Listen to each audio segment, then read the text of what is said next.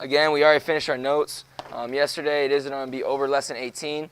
We're going to do just some quick review for the actual quiz tomorrow, and then we'll be done for today. There'll be no other homework than that. Jaylene, you can take the verse quiz.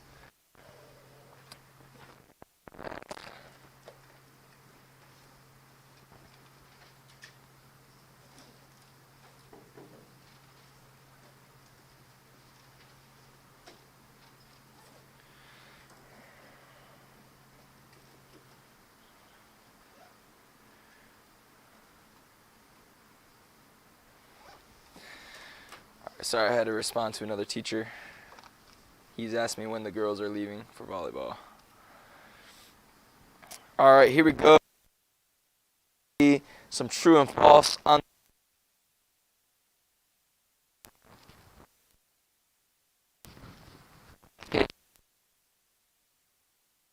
pretty easy short answer. Who got upset by Christ's claim, I am from him, and he sent me? Okay, the Jews, or the Jewish rulers, or Pharisees, whatever word you want to use there, but the Jews works perfectly fine. Excuse you, bless you.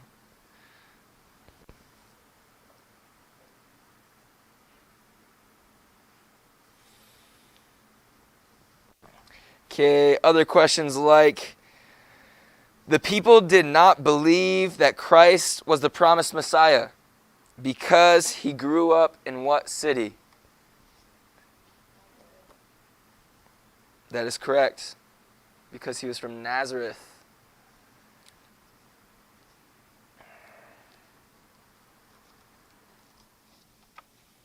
That's one reason why the people did not believe he was, or the Jews did not believe he was the coming Messiah.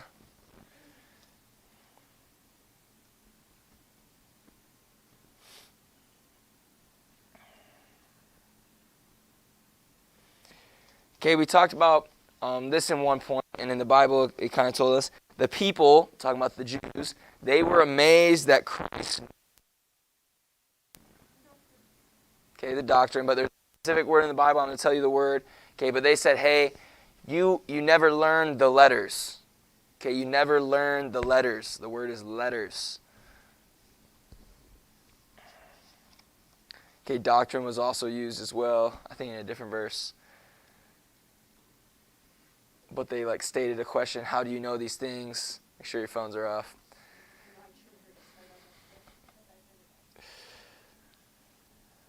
Okay, some other questions like this. True or false? A gap of approximately 6 months occurred between the end of John 6 and the beginning of John 7.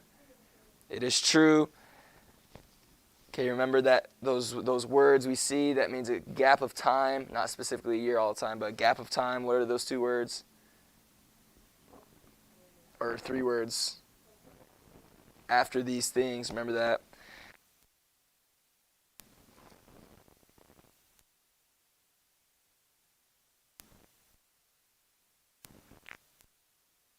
Of Tabernacles was a 24-hour feast. What? Okay, it usually lasted for about 1 week. What a party.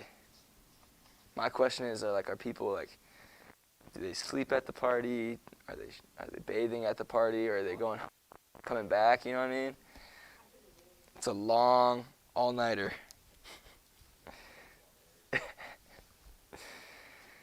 Let's see what else we got that could help you guys out. Again, I won't tell you every question, but I'll try to help you out with some of them.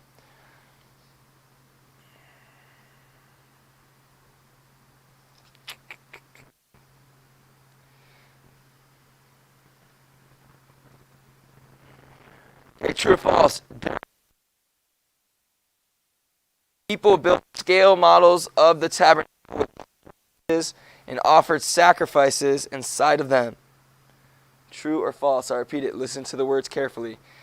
During the Feast of Tabernacles, okay, the feast we're talking about, the people built scale models of the tabernacle with palm branches and offered sacrifices inside of them. I don't know, is it? I'm not saying the answer.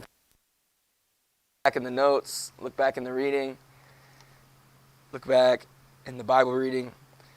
It is in there, the answer. Okay, but that is the question.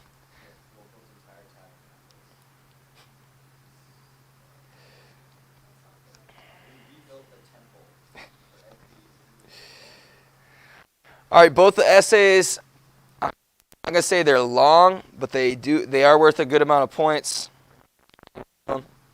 Okay, one of them is just listing. This is what it says. List 3 of the several why Christ withdrew from the public eye during the time just before the Feast of the Tabernacles. So list 3. Okay, we talked about quite a few. Okay, your reading talked about a couple. The passage we read talks about some. Lists 3 of the several possible reasons why Christ withdrew from the public eye during time just before.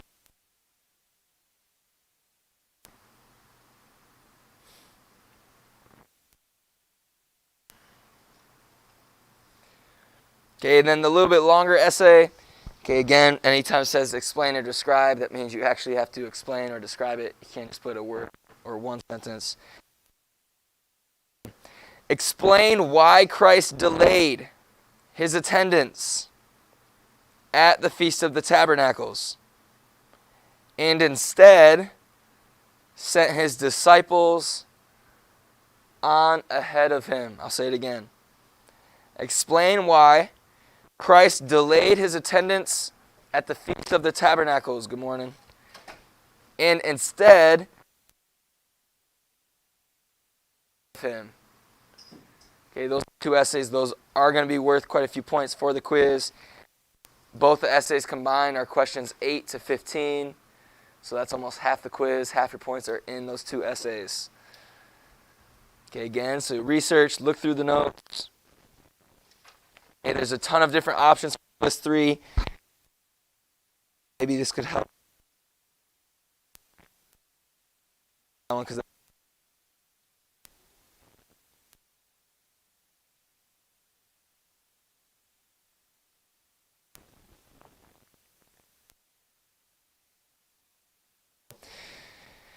Okay, one of the harder answers, maybe that wouldn't come to mind right away. One of the 3 reasons Christ realized that his time was coming to a close.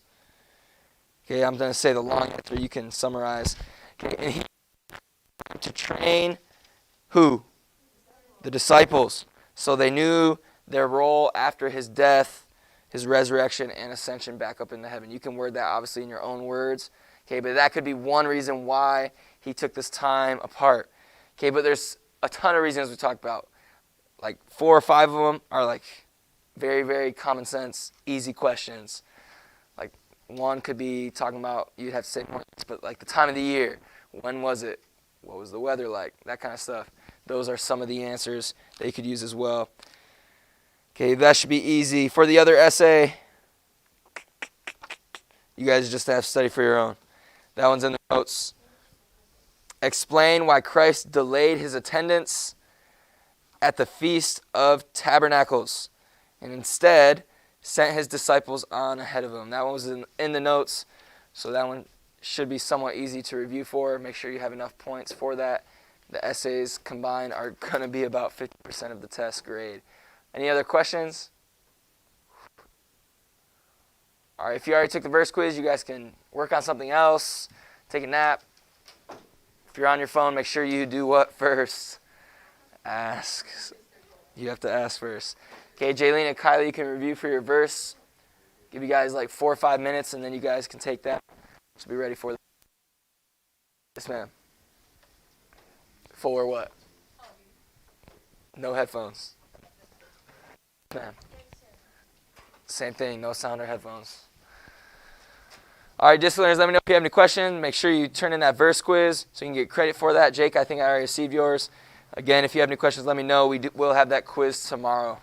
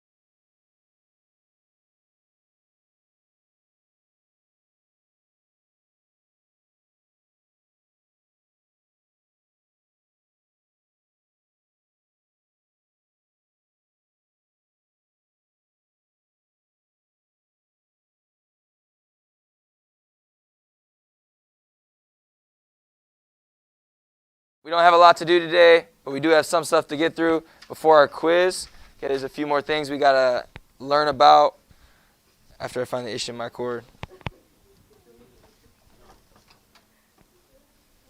Which one is this? Is it this one? I think it's this one. Okay, we're going to talk about depreciation, some stuff with profits, the motive of profits, and equity today. Okay, we're just going to jump right in. Okay, if you like to follow along in the book, we are on page 78. Obviously, you don't have to. Okay, but I will read some from the book as well. Okay, but the next thing in this section, we are talking about the profits and productivity. Okay, the first thing we need to know is the profit motive. Okay, to know about profits and the productivity of an object or a good, okay, we must know the motive. Okay, a profit motive. This is the urge to work at bettering one's economic situation and the reason that a person is willing to trade certain goods. This is someone's motive.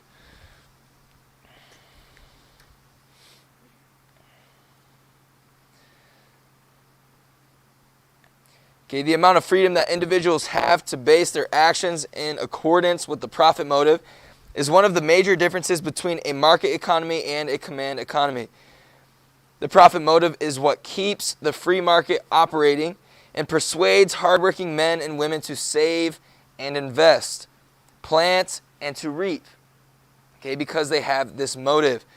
Unless they are forced sellers and buyers to do not normally engage in exchange when they cannot expect to gain anything. Dwight D. Eisenhower said this: when the shallow critics denounce the profit motive inherent in our system of private enterprise, they ignore the fact that it is an economic support of every human right we possess, and without it, all rights would soon disappear. Okay, talking about this motive. Okay, which kind of brings us to these few different things that I had already mentioned.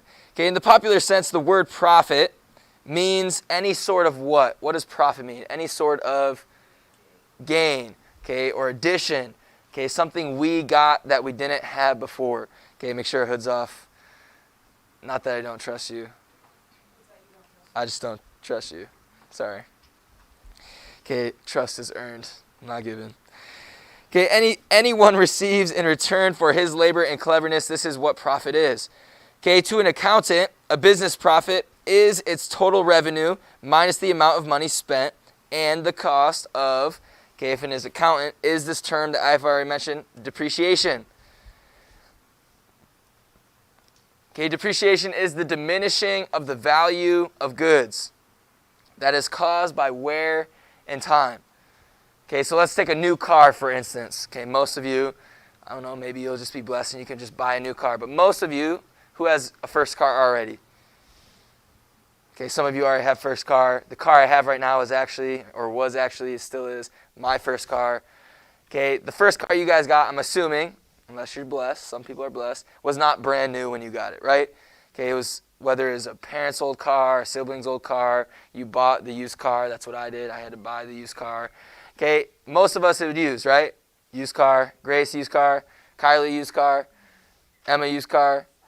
Okay, used car, that's just how it is usually for your first car. Okay, but who, I'm like this, okay? The Bible tells us not to covet, right? Okay, now I don't covet like sinfully, like, man, I really, really want that. But it's like you see something nice and it's just like, man, that's nice. Okay, so a new car. Okay, who would like a new car? I'm sure most of you, whether you have a license or not, would be like, yeah, a new car would be cool. Okay, did you guys know this? Okay, random fact. I don't know why I remember this, but I do. Okay, when a new car is driven off the lot, it has a large, actually very large, depreciation of price. Did you guys know that? Okay, so let's say a Dodge Challenger, brand new, basic model. Let's say it's $24,000. Okay, right? Ian, you like Dodge Challenger? I like Dodge Challengers. I think they look nice. They look clean, masculine, nice car. Yeah, Randy's car, except newer, because his isn't brand new. Brand new. Okay, so we see a brand new Challenger, $24,000. Right after that Challenger, so let's say I go buy it. Okay, I put my down payment. I got the contract. I drive it off the lot. After I cross that line and get off the lot, Do you guys know how much in this term, this Challenger, its price depreciated? It's a percentage. It's a lot. You're closer, Noah.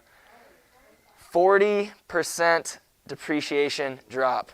Okay, that is the price of a new car's drop of depreciation. Okay, now has it really wore and tore yet? No, it is literally driven like 0.01 miles to go off the lot. Okay, but the price still depreciated. Okay, there are objects that all of us have. Okay, that's something maybe it cost more when we got it, but now that we've had it for a long time, maybe it's something we use a lot, the price is now depreciated because of wear and tear. Okay, items and goods depreciate. To an economist, true profit, dealing with this profit, is a much rarer thing than it is to an accountant. For economists say that profits, which again is common sense, is the excess of the total revenue paid by buyers for goods over the seller's total expense of producing those goods. Okay, again, we've already said profit is what? What word? It is the gaining. Okay, it is our gain. So anything additional. If I spent $20 on candy, a box of candy, but I sold all the candy bar and there's 20 candy bars inside, if I sell each candy bar for $1.50, okay, I would have a profit, 50 cents to the candy bar. If anyone could do quick math, it's not hard. Oh, if there's 20 candy bars, I spent $20 and I sell all of them for $1.50, what would my profit be? $10. Okay, that's how it works. Okay, your profit is anything I gained. Okay, I gained $10 from that.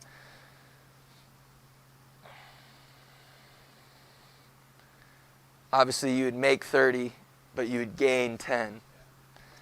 That would be your profit.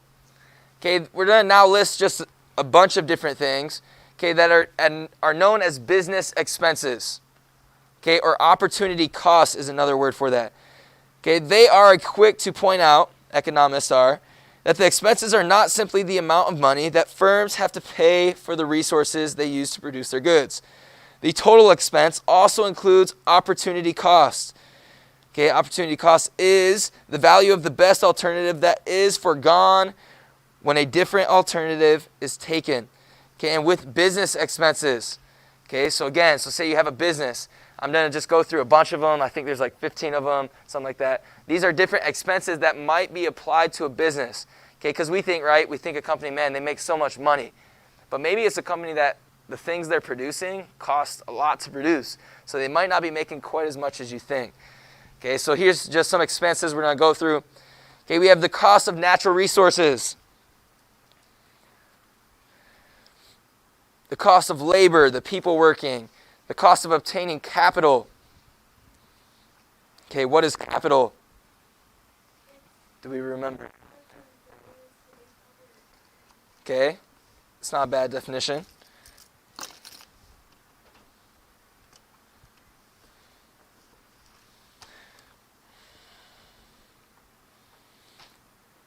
Okay, we see the rewards for entrepreneurship. We see taxes. Are these all blanks in your guys' notes? All right, so I'll give you time. Again, I'm not going to really go in detail what each of these are. It's kind of common sense already. Okay, but these are all examples of business expenses. Yes, ma'am.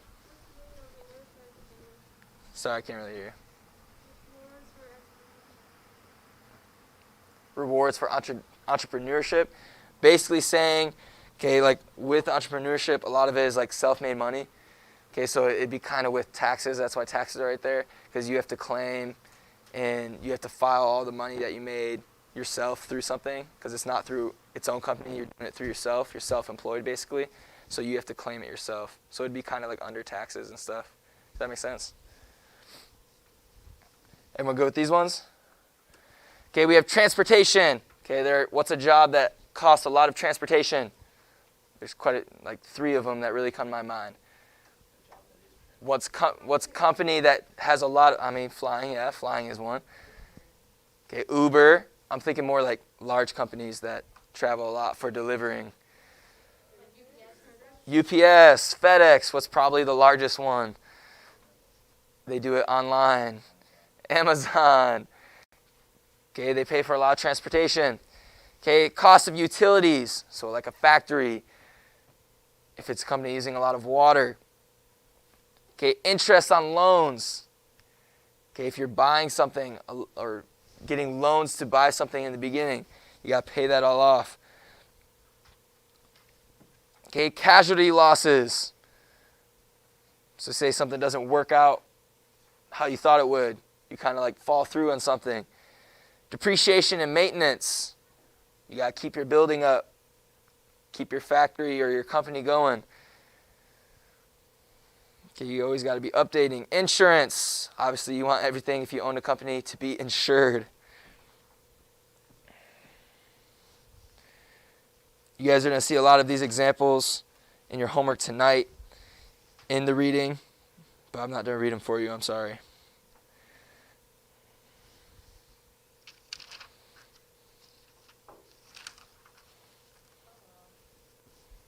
What? All right, which one doesn't? None of these do? Let me see.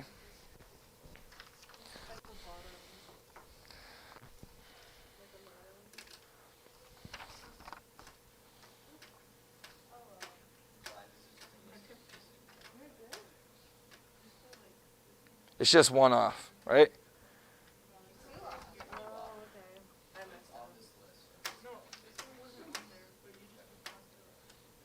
Just skip the expenses ones. Cost of utilities, just put in the one that says cost of blank. I'm trying to see. Yeah, just skip. So just two are missing, right? That's fine, just skip them. I have all the ones you guys need on the slides.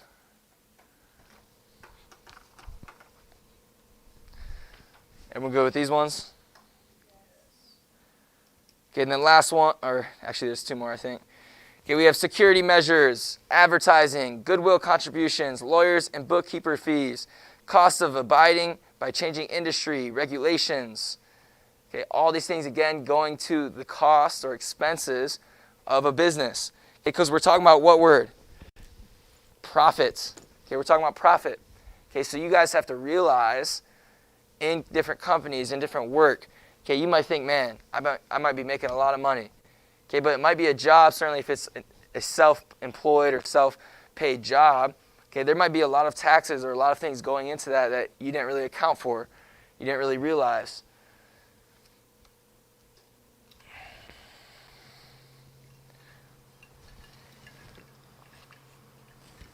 If we have any business starters in this room, okay, some of these things might apply to you later on.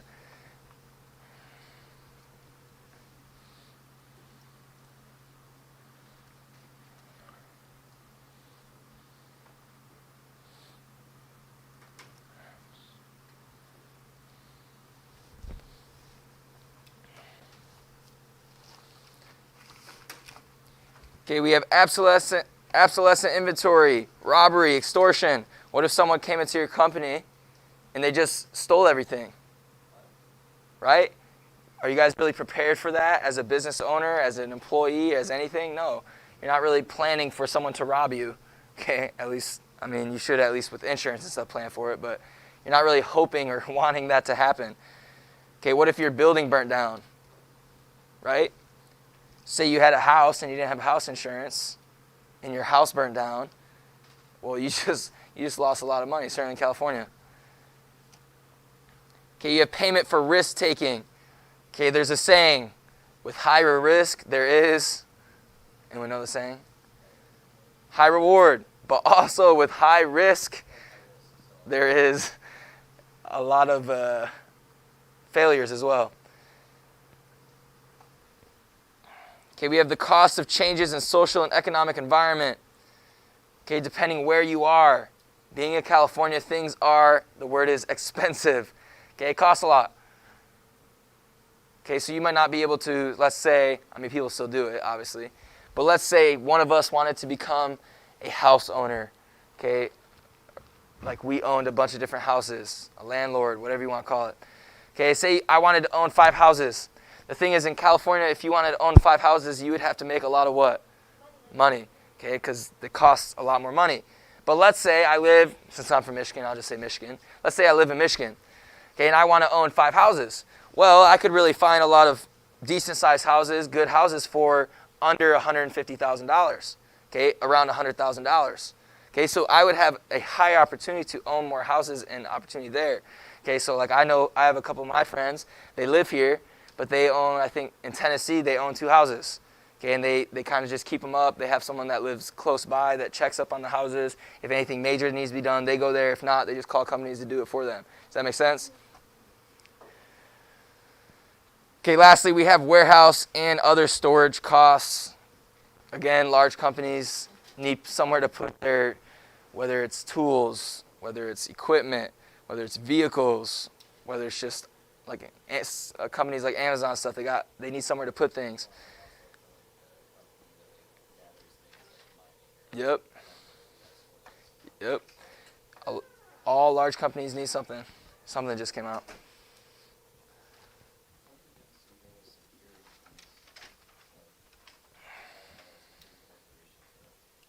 I think that'd be like kind of under like insurance, but you're right, security, or under robbery, because you'd have to plan for that. Okay, just 2 more notes and then we're done for today. Okay, with this opportunity cost, I already mentioned this term, but we have opportunity costs. Okay, and that is the value of the best alternative that is foregone when a different alternative is taken. Okay, opportunity cost, you can just know it as this, the last part. The cost of giving up one opportunity in order to pursue another. Okay, looking at profit, the way that an accountant or tax authority would is only a first step in gathering information that people need for making their decisions. Entrepreneurs, as well as established business people, must include their opportunity costs if they want to be able to make the best choices. To show the difference between the way accountants and economists look at profit, let us look at and take an example of Mr. Henry Smith, who went into the tree business last year. Okay, this is an example for us. Okay, I'll read this one. I'm not reading the other ones. Okay, but before becoming an entrepreneur, Mr. Smith worked for General Motors at a salary of $71,000 a year. Okay, he sold $10,000 worth of GM stock to provide himself the capital to get his business started. In his first year of business, he bought $10,000 worth of saplings and paid his part-time workers $7,000. All other expenses amounted to $5,000. By the end of the year, he had sold the saplings for $25,000. Okay, that sounds awesome, right? He sold everything, he made $25,000, right? That's what you'd think. Okay, and he decided to sit down and calculate how well his business had done in its first year. Mr. Smith first calculated his profit the way that an accountant would and subtracted the cost of the saplings, the labor, and other expenses from his total revenue. The resulting figures seemed to indicate that he had made a profit.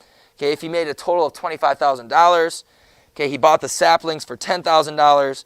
He paid his part-time workers $7,000. Other expenses were $5,000. That's 10 plus 7 plus 5, 17 plus 5, 22. Okay, what was his total amount he made, amount he had from revenue? 25,000 minus 22,000. His profit would be 3,000. Okay, Mr. Smith realized, however, that running the business kept him from using his time, money, and resources elsewhere. The opportunity cost of his labor, or the amount of money that he had earned or could have earned if he had spent his time at his best alternative, was $71,000. This is what could have earned if he had stayed at GM, where he was getting paid well for doing a job for which he had been specially trained. The money tied up in the business could have been earnings, dividends from GM stock in the amount of $2,000 a year, which is the opportunity cost of his capital. Altogether, Mr. Smith had opportunity costs of $73,000 last year. And when he subtracted this amount from his $3,000 profit, he saw he had lost $70,000. Okay, did he literally lose $70,000 like from his bank account? No. Okay, that's why it's called opportunity cost. he lost money that he had the opportunity to make. But because he went this different route, okay, and it didn't quite work out how he thought it was going to work out, he lost the opportunity of $70,000. You can see that Mr. Smith did not earn, as I just said, a profit, all but made a loss by going into the tree business rather than staying and working for GM. If he does not expect the figures to change in the near future, he will probably decide to go back and work for GM unless the satisfaction he receives from running his own business makes up for the amount of money that he could potentially earn. Okay, basically saying this, okay, he could have made a lot more money doing what? Working for GM. Okay, but it said, okay, it did say, okay, maybe he had more happiness in running his own business, working with trees. Okay, maybe that was like his life goal. Okay, so sometimes that accounts for it. Okay, but we see that he did lose a lot of money in that opportunity cost. Okay, which brings us to our last term today. Okay, again, there's going to be some stories about this as well. I'm not going to read them all because you'll have some of it in your homework. Okay, but we do have equity. Okay, talking about all the business expenses that we did. Okay, we have equity. This is the total value of a business minus any liabilities. To understand something about profit and loss and how businesses operate, we're going to look at a representative small business, a shop that is imaginary, but which has many real counterparts. Okay, and you guys are going to be reading that for homework tonight again. I'm not going to read it for you because that's going to be part of your reading. Okay, but it talks about equity to understand that a little bit more. Okay, that is the end of the notes for today. Okay, there is going to be some stuff from your homework I'm about to give you on the quiz tomorrow. Most of it's from the notes, though. We're going to review as well right now. Okay, but first, your homework for tonight. Your homework for tonight. Okay, page 86. Page 86. Questions number 4 through 6. Page 86. Questions number 4 through 6. Page 86, consider 5.3, questions 4 through 6. Okay, that's going to be some of the reading that I mentioned, talking about the equity and some things. Okay, but we do have a quiz tomorrow. Okay, it is going to be over pages 72 to pages 81. Pages 72 to pages 81 for the pages in the book. Okay, it's going to have some matching and probably some true and false on it. Okay, some terms you need to know for like the matching section or for this quiz. Okay, things like this. What is the total value of a business minus any liability? We just talked about it. What is it? Equity, good. Okay, let's see. What is the diminishing value of goods that is caused by wear and time? We talked about that. Remember, the car drives off the lot. Okay, even though it's not much wear and time, it has a depreciation. Oh, I just said it. Never mind. Derp. Okay, I said the answer of wear and time. Okay, the loss or the diminishing of value is depreciation. Let's see. Okay, and part of the reading, you'll want to know the term wage of management. Okay, this is the cost of people running their own establishment or hiring managers to run the business for them. That's why it's wage of management. Okay, when people hire people to manage a business for them.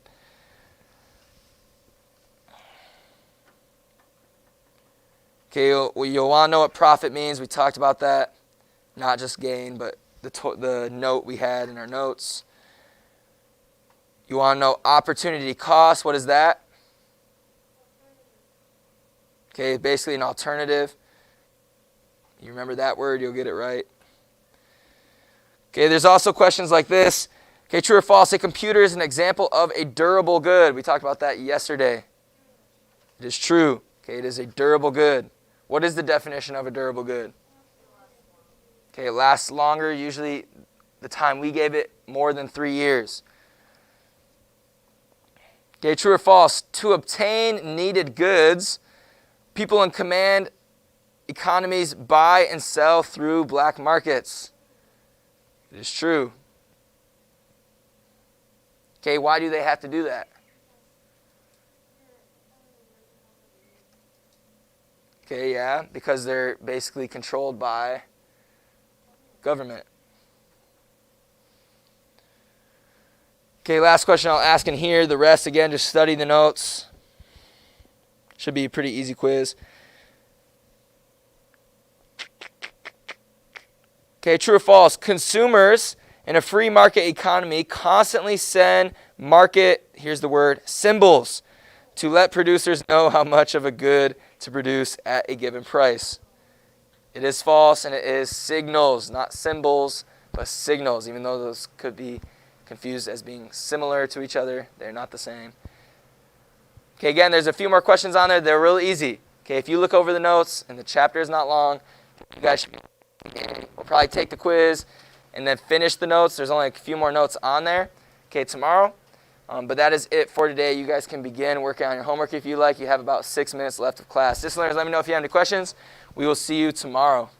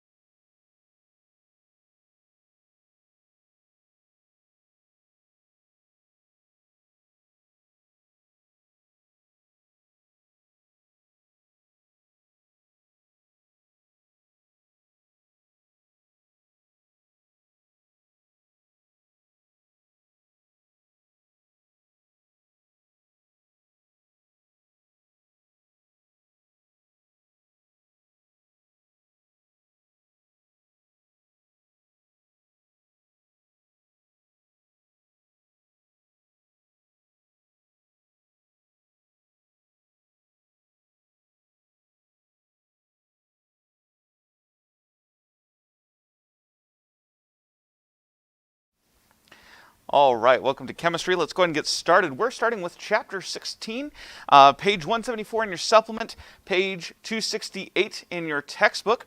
And we're going to start talking about redox reactions, which is kind of the shorthand of oxidation, reduction. Just kind of switch it and it's already there. Real quick note, if you are a distance learner, you need to make sure you go back and watch that crash course video we just watched, which is number 10.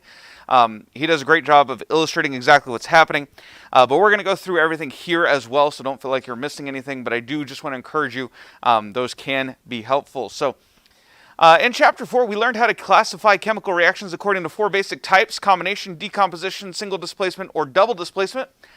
According to another classification, chemical reactions may fall into either of 2 categories, the first of which involves a change in electron configuration, and the second which doesn't. As an example of one that doesn't, when we were talking about acids and bases, that was all about protons moving around. It had nothing to do with the electrons.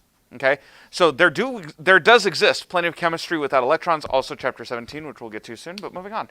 All right, so chapter 16, though, we're focusing on what the vast majority of chemistry is, and that's the transfer of electrons. And these are also called redox reactions or oxidation reduction reactions. Okay, most of the time they're called redox because, seriously, it's way shorter. Many of the reactions you have encountered or will encounter in the laboratory are redox reactions. In addition, redox reactions are very important in industrial and life processes. Now, we're going to define a couple words. They don't make sense. That's because of historical reasons, okay? It feels backwards, okay? It's kind of because it is, okay? So you just have to keep it straight. Those are the terms. Move on. All right? And by the way, real quick, before I get into this, just real quick reminder, I mentioned this during last chapter, but I'll mention again this chapter. This is a very short, dense chapter, okay? So I know we just had a test. Anticipate another one coming soon, okay? And make sure you're studying as we go and doing your homework as we go, because this chapter is not going to take us long, okay? So this is a short, dense chapter. There's nothing I can do about it. It is what it is. All right, so that's just a thing to keep in mind. If we can squeeze it in before the break, I'm going to, because I don't want you guys trying to have to remember this after the break. All right, so that's going to be the idea. So make sure you're focused. Make sure you're taking notes. Get out a pencil. You're going to need it, okay? There are very few things where I'm like, you're going to need it. You have to know the math in this chapter. Without that, you will fail this chapter. Okay? There are very few chapters like that. This is one you have to get it. All right? We good? Y'all with me? Have I scared you all yet? Cool. All right. Okay? It's not that bad. It's one of those, okay, it's one of those things when you're first learning algebra, you remember how your brain freaked out? Okay? But then once you got it in your head that it's just keep calm, one step at a time, algebra isn't so bad anymore. Okay, same idea with this. Okay, that's what happens. It looks horrible. It looks downright terrifying. It's not that bad once you get going. All right, so just keep your head on straight, one step at a time. You don't believe me. All right, moving on. Oxidation is any process in which an atom loses one or more electrons. Reduction, on the other hand, is any process in which an atom gains one or more electrons. Now, this sounds dumb. How can reduction be a gain? Okay, because its oxidation state reduces. Okay, it's going to go down in number. Okay, so if you think of it that way, it's fine. The book does give you Leo the Lion says grr. Okay, I like the video one better where it's oil rig. But basically the idea is use one of those mnemonics. Leo the Lion says grr. Leo, loss electrons oxidation. Grr, gain electrons reduction. Does that make sense? Or oil rig, you can do it that way too. Yes? We're getting into it. All right. Now, real quick, the oxidizing agent causes oxidation. It does not undergo oxidation. Okay? So it will accept electrons from the other reactant. In the process, it gets reduced. So the oxidizing agent does the oxidizing and is reduced. Does that make sense? So when you clean something, okay, just as an example, when you clean something, you use a cleansing agent. That cleansing agent doesn't get clean. Does that make sense? It does the cleaning. You with me? In the same way, an oxidizing agent doesn't get oxidized, it does the oxidizing. Does that make sense? All right? Once you think it through the other way, it makes more sense. Okay, so that's the idea. Reduction agent, same idea, just the other way. The reducing agent is oxidized, and the oxidizing agent is reduced. Again, these are horrible names. Sorry, not my fault. Okay, they were centuries in the making. Yes. Yes. Oxidation and reduction occur simultaneously. You cannot have oxidation without reduction. You cannot have reduction without oxidization. Okay? They must exist simultaneously, completely balanced. Okay? If you want to think of them as yin and yang, fine. I don't care. It's what they are. Okay? They have to be balanced. They have to be equal. They have to be the same. Do I kind of get my point across? Okay? So if nothing else, you know now that they must be equal. If you know two things have to be equal, what can you immediately set up? Equation. Hey, because you know that two things are equal. All right, so that's, as you can tell, basic algebra is going to be very, very useful in this chapter. All right. That was weird. So, the oxidation number, also called the oxidation state, and you'll hear me say state more than number because it's how I learned it. This is a charge an atom is assumed to have in a particular ion. This is dictated by 7 rules. I give those to you on page 174 of your supplement. I don't know if I have a slide for that or not. But anyway. Written with a sign in front of the number as in regular math, not in ions. You know how in ions we'll write 2 plus? Oxidation numbers are written +2. Okay? Because why not? All right? So it is what it is. It helps us differentiate between ions and oxidation numbers. That's actually why we do it. It's so that it's very clear which one we mean. I didn't make it up, okay? Real quick note. I say as in regular math, but you know how in regular math you can drop the positive? Not in oxidation numbers. You have to keep the positive in there. All right? They are signed, and they're signed in the sense of computer signed in that they are positive or they are negative. You cannot drop the sign. Okay? So just mentioning that there. All right. Now, summary of rules is on page 174. We're going to assign oxidation numbers to each element here. All right, you do not have a lot of space in your supplement. I realized that today as I was making notes. Okay? So write small. And basically the way I did is I did like the first half of that gap, I made A and then made a column, and then the second half was B. Because there's going to be some algebra in here. All right, so let's take care of A first. Now, let's go through the 7 steps very quickly. These are listed in full detail on page 269 of your book, where it has full paragraphs by each of the steps. So if you need more clarification on something, there's your place to look. You might want to write that down in your supplement, that it's on page 269. Okay? The reason why you might need that is because I only give you a summary. Okay? There's more nuance. All right? So very quickly, let's go through the rules of finding an oxidation number. Number 1, if it's uncombined, meaning you have just sulfur or just carbon or just oxygen, it doesn't matter how many atoms of it you have. If it's the only thing, its oxidation state is 0. Okay? Because we define it to be. Number 2, the oxidation number of a monatomic or one atom ion is equal to its charge. So if you have Ag negative, it's -1. Okay? I don't even know if silver can do -1, but that's just an example. All right? Hydrogen and its compounds is usually +1, except where it's in the hydride. In that case, it's -1. All right, so you have to pay attention. If it's in a hydride, it's -1. It's a great question. I think it's in your ion sheet. I'll come back to it. All right, it's very rare. Let's just put it that way. Oxygens in its compounds is usually -2, unless it has the name peroxide, then it's only a -1. Or if it's combined with fluorine, in which case it's +2 because fluorine is the school bully. All right, does that make sense? Fluorine's going to win, so oxygen has to be positive in that case because like it has to act like everything's fine. All right, so that's kind of the idea. And again, if it's by itself, it's still 0. By the way, the way to approach these rules is you start at the top, work your way down. As soon as you find one that works, you're done. Okay, so if it's uncombined, you don't check the rest of it. Halogens and their compounds are assigned an oxidation number of -1 unless they are bonded to a more electronegative halogen or to oxygen. Alkali metals, alkaline earth metals, and aluminum in their compounds have positive oxidation numbers equal to the number of valence electrons in the neutral atom. And finally, the algebraic sum of the oxidation numbers of all the atoms in a molecule or polyatomic ion must equal the charge on that particle. So if the charge is -2 on the whole particle, your oxidation numbers need to add up to -2. Does that make sense? Okay.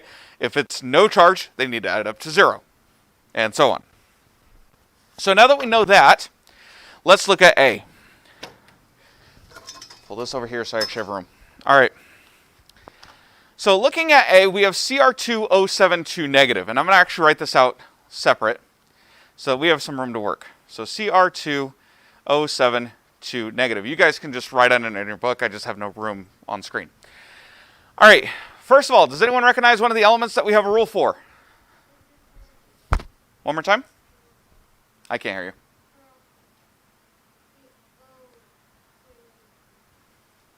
It's not peroxide, no. It's just oxygen. The whole ion is 2 negative, not just oxygen. Does that make sense? All right, so if it's oxygen, what's its oxidation number? -2, because that's the rule. All right, can you all see the difference between blue and green on there? Yeah, okay. It just really didn't look like it on my computer. All right, so that -2 is given by rule number, so help me, 4. Okay, by rule 4, that's where we get the -2. All right, so far so good? Okay, typically what happens in these things is you get rules for just about everything except one, maybe 2. Does that make sense? So the rules help you eliminate everything you can, and then it's a process of elimination. Okay? Now, altogether, my charge has to be -2, right? So quick basic algebra here. This whole thing has to equal -2 when I'm done. Looking at just oxygen, I have an oxidation state of -2, and there's 7 atoms. So we're going to multiply that together. Notice I have 2 CR's chromium, right? Someone help me out. Okay.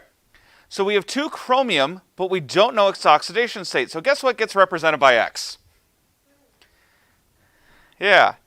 All right. Now, that's a really basic equation. You guys learned how to do this, at least in pre-algebra. Okay? So 2x minus 14 is equal to -2. Well, then all we have to do is add 14 to both sides. And 2x is equal to 12. What does that make x? X equals 6. Okay, it's +6, so chromium's oxidation number is +6. See? It's not too bad so far. We're going to get to bigger molecules, don't you worry. All right. Now, in the video, he cheated outrageously, and he didn't identify every single element. Okay? In this class, you need every single element. So we can't just look at NO3 and say, nah, it's fine. No, we gotta identify it all. Yeah. All right, so letter B. We have CuNO3 2. So let's go through, break it down one piece at a time. First of all, NO3, what charge is that? Look at your ion sheet. -1? Okay. So just kind of jotting myself a note, this is a -1 charge. So what does that make copper? +2 charge, because there's 2 of NO3. All right? So guess what? That makes copper real easy to figure out. Okay? If it's a charged ion, it's just the ion's charge. So we have a 2 positive ion, so its oxidation state is +2. Make sense? You all follow me? Cool. All right, so that just becomes +2. That makes it nice and easy. Then I can kind of ignore the fact that I'm in a larger molecule and just look at NO3 by itself. Okay? Because everything outside the molecule is, or everything outside the ion, is figured out. So NO3 has a -1 charge. Okay, so just off to the side, I'm going to go and just look at NO3 negative because we know that's its charge. Okay? And solve just that piece, and then I'll fill it in. Does that make sense? The trick to this is figuring out when you can separate stuff as much as humanly possible, because the less stuff you have to worry about at once, the better. All right? Lots of little steps is easier to do than one big one. Okay? Just keep that in mind. So, oxygen, we know that one. What is that? -2. So again, I'm going to set up an equation. Okay? I have whatever n will be plus negative 2 times 3, because that's how many oxygen molecules there are. And what does it have to equal? Negative 1, because that's the overall charge of the ion. All right, so far so good? Okay, so then we get x minus 6 equals negative 1. So we add 6 to both sides. And x equals 5. So this becomes a positive 5. Well, it's not going to change just because there's two of them, so this becomes positive 5 and negative 2. And that's it. All right, do we see how to assign oxidation numbers now? Because we're about to build on it. So, like, is there any questions? Yes. The copper is just from the fact that NO3 is negative and there's two of them. The two charges have to be balanced because there's no overall charge. That's using old school ion sheet stuff. That doesn't change. Because copper can form 2 or 3, right? So we just need to know which one. So once we figure out which one, that's which one it is. And then if there's a single ion, it's that charge. That's its oxidation number. That's rule number...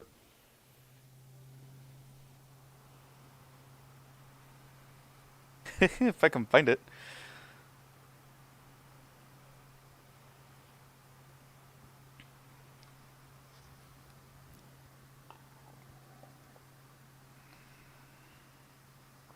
Oh, rule number 2. I keep glossing over it. Rule number 2, because it's a monatomic ion, so its charge is its oxidation number. Good? All right, any others? Okay, see what I mean about there really wasn't a lot of space in there? Sorry about that. But hopefully you guys got it all in. All right, so oxidation, a loss of electrons, is a process in which the oxidation number increases. In other words, it becomes more positive. Okay, real quick number line lesson, because it's what I do. Okay, keep in mind that if we have the number line, okay, no. There we go. All right.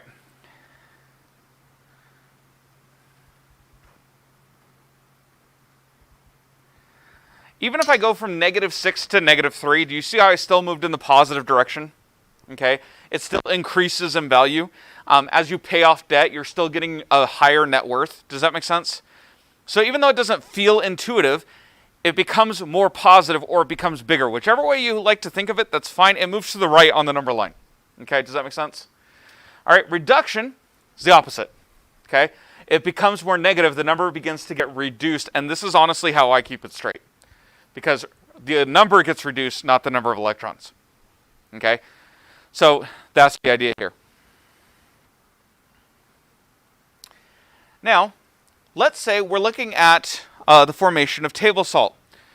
We can figure out the oxidation and reduction numbers as we go through here. Now, very quickly, let me just explain. There is a standard. Okay, I don't have it. There is a standard with color coding. Okay, red is always shown for oxidation. Apparently. Yeah. And blue is for reduction. Okay? If it fills backwards, it's because the terms are backwards. Okay? Everything's backwards. What are you going to do? All right. So notice that's the color coding. Your book does red and green. I don't know. Everywhere else, seriously, including the language that I used to write these slides, does red and blue. I've never seen red and green combined ever. So just know that green is blue. And we're going to move on. Okay? I don't know what else to tell y'all.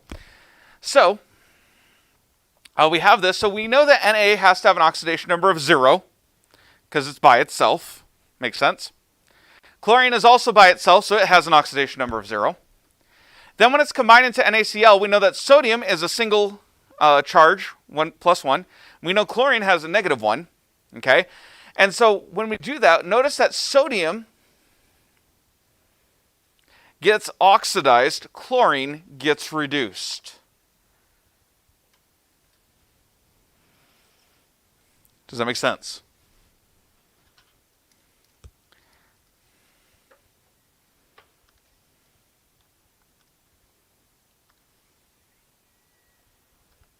Oops. Okay. Well, whatever. You guys get my point. Okay. It's oxidized. The number increases. Chlorine gets reduced. It becomes more negative. Does that make sense? Okay. Y'all follow me? Now, here's the real catch. we need to identify the oxidizing and reduction agent. So first of all, what is my oxidizing agent?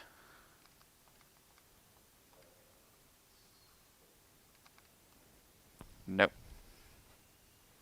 Your oxidizing agent is the one being reduced. So this is chlorine. Your reducing agent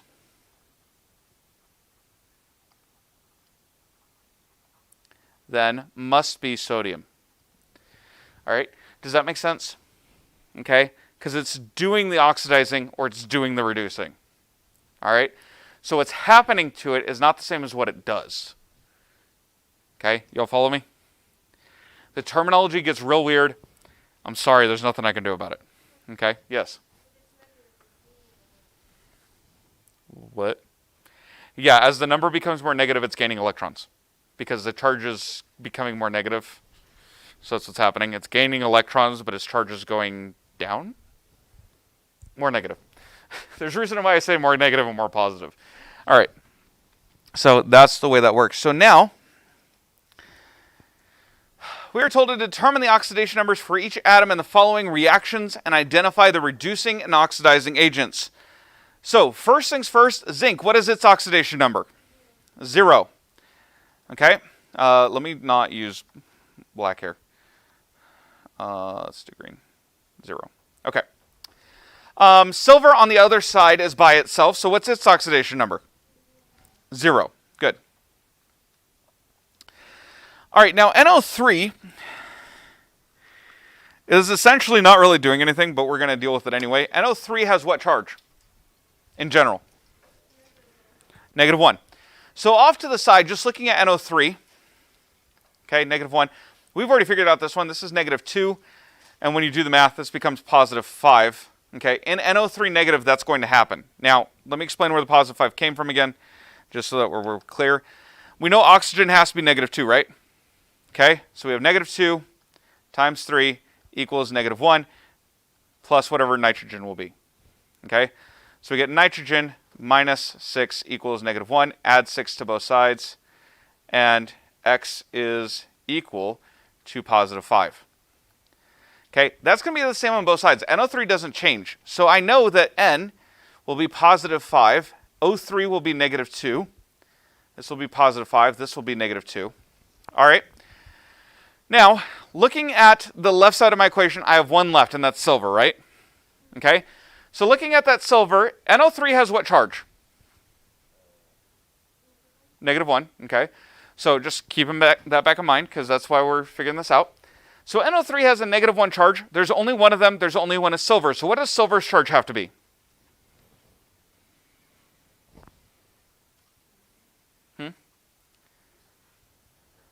Just 1. It has to be +1. So silver gets a +1 oxidation state. Okay, does that make sense?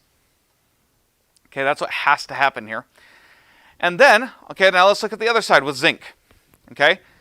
NO3 again has a -1 charge, but there's 2 of them. So that means total we have a -2 charge, right? So to balance it out, what does zinc's charge have to be? +2. +2. All right, so we're going to make that be a +2. So then, now that we have all our things together, let's figure out what's been oxidized and what's been reduced. Okay? So what has been oxidized here?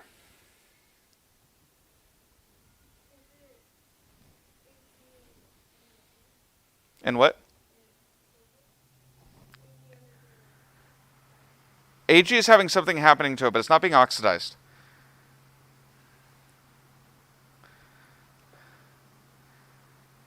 Ag is being reduced. Okay? So this is being reduced. Being oxidized is zinc. Okay? Because the number's going up. Does that make sense? So the number going up is oxidized, the number going down is reduced.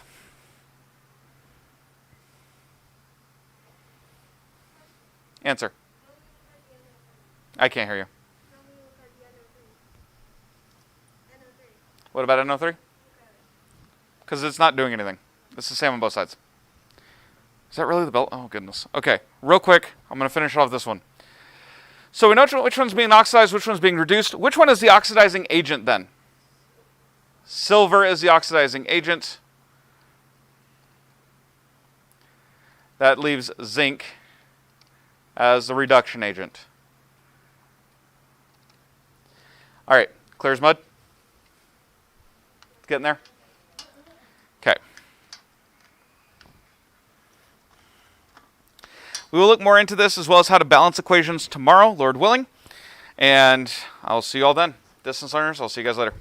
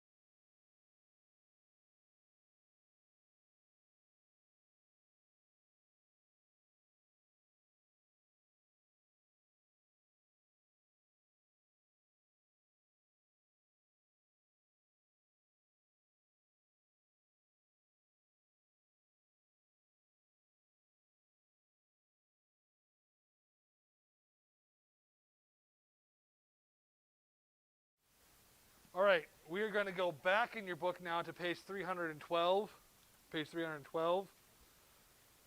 Analytical skills. Those are groans of joy, aren't they? Yeah. Okay, situation. Mr. and Mrs. Grenston recently received an income tax refund of $500. Mrs. Grenston also received a $100 check as a birthday gift from her parents. After paying 10% tithe on her birthday present, Mrs. Grenston wants to put money into a savings. Mr. Grenston wants to buy a CD. Okay. Option number 1. We can put the money into a savings account that pays 3.5% interest, compounded quarterly, and buy a CD player on the installment plan by paying $48.50 monthly for 12 months. Okay? So, most important part, how much total do the Grandstons have to spend on a CD player or put into the savings account? No, it's not 510. 500 plus 100 minus 10% of 100.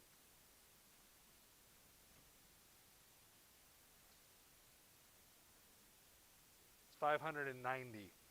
10% of 100 is $10. 100 minus 10 is 90. Plus 500 is $590. Seriously, this book is old.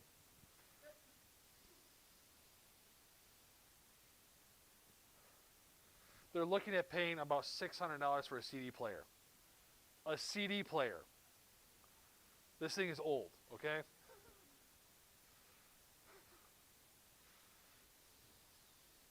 You can go to Walmart and get one for 10. I'm just saying.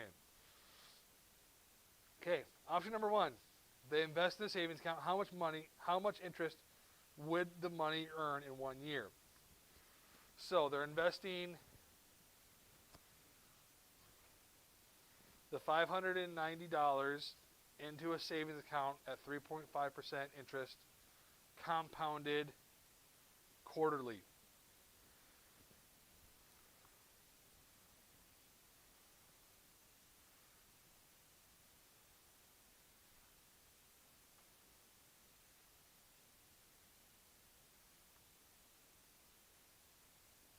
So how much interest will they get?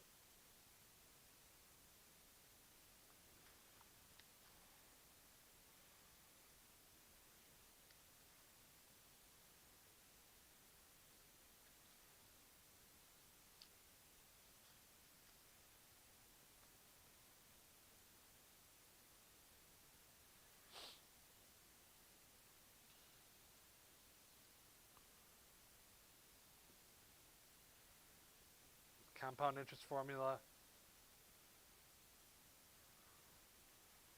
A equals P times 1 plus R over N. Or N over R.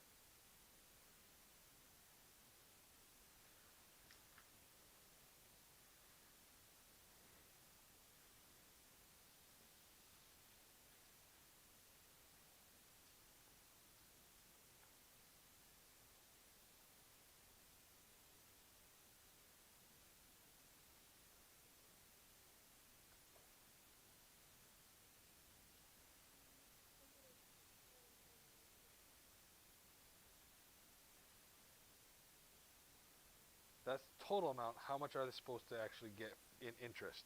How much money in interest?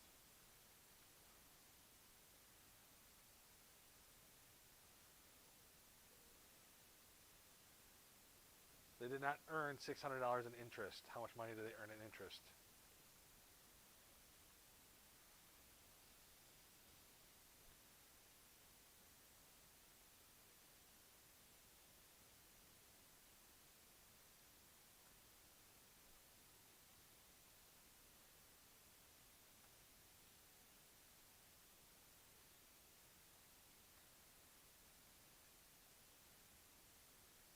Okay, they would have earned $20.95 in interest. So if they earn $20.95 in interest, what's their balance if they don't make any withdrawals at the end of the year?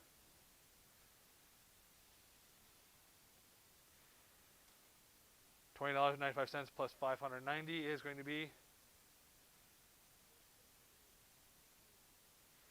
$610.95. Okay. How much will the CD player cost using the installment plan? Again, the CD player is $48.50 for 12 months.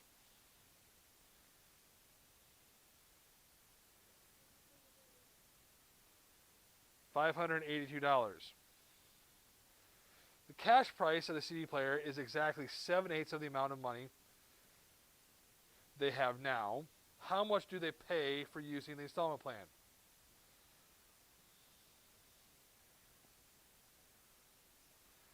What's 7/8 of 582?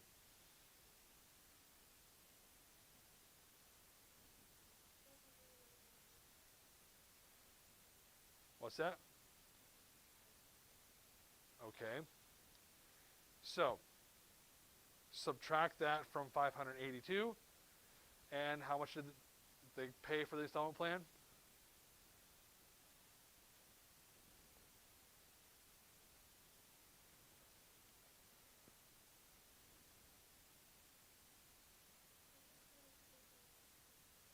It is $65.75. Okay?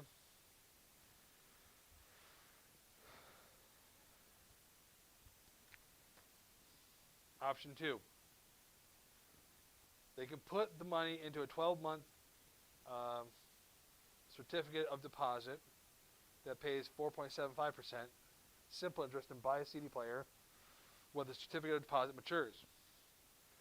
We'll probably have to increase the amount we save for the CD player by 3% to allow for the rising cost of living. Okay? So, what will be the maturity value of the CD, including the earned interest?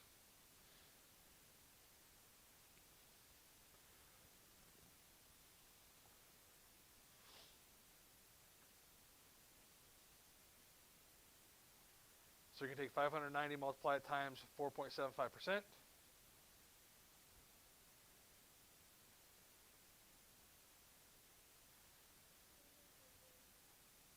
What's that?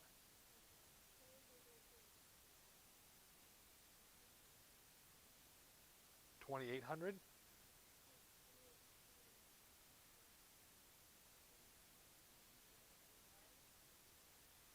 No.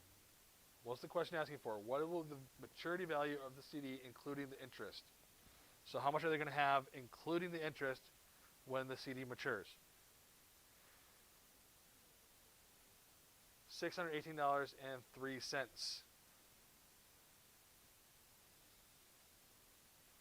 Okay. How much more interest are they going to get from the CD than they are from a savings account?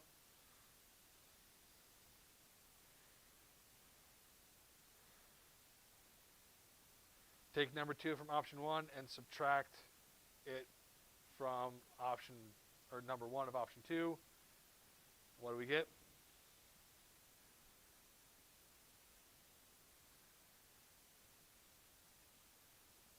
Come on, dude, do some of the work.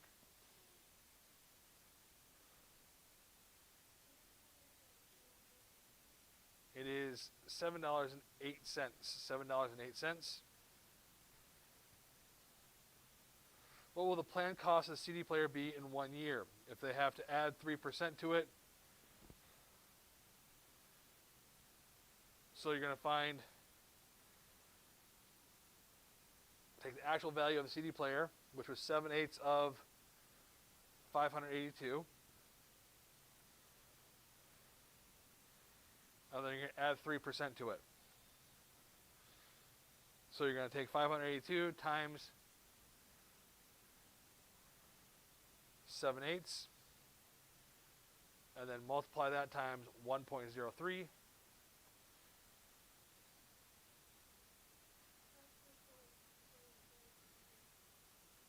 What was that? I have here 531 and 74 cents.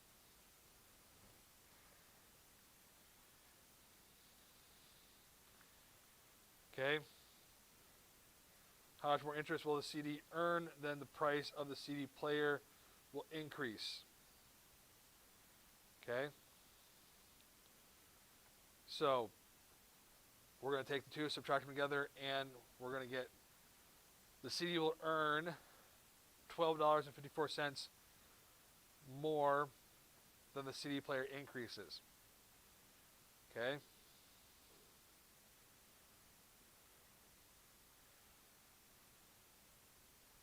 Let's just jump down to number 4 right here. You can put $100 in a savings account that pays 3.5%, interest compounded annually by $200 in Series E savings bonds, and buy the CD player that's on sale. Okay?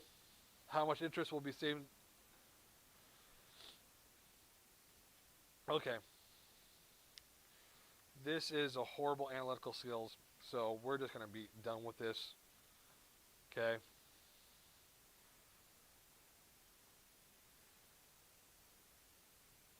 The fact that these numbers are completely out of whack. Okay, you guys are getting weird numbers. The fact that they're trying to buy a $600 CD player. Okay. The fact of the matter is, you guys need to think when you're going to be spending your money on stuff. Okay. If you get a lot of money, you're going to want to put it into something to save it. Okay. You don't want to go spend everything right away. If you can save up the money to buy a larger item, it's going to save you in the long run rather than using an installment plan or something like that. Okay, so if you can put money aside and then save up more money to buy a bigger item, that's usually the best option to do. You know, I don't know why, again, they're paying $600 for a CD player. But then again, this book was written in the 70s. So make sure you guys study for your test tomorrow. It's over all of this chapter. There are some different formulas. Make sure you know them. Make sure you know what the letters mean in the formulas. Make sure you know how to apply the formulas. Okay? There are also a few terms on here, so make sure you know the bold terms. All right? Other than that, we're done. And test tomorrow. Make sure you're ready for it.